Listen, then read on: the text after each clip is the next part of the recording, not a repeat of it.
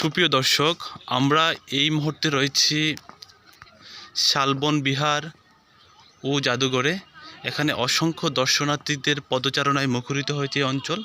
খুবই দৃষ্টিনন্দন একটি জায়গা, প্রত্নতাত্ত্বিক জায়গা হিসাবে সুপরিচিত।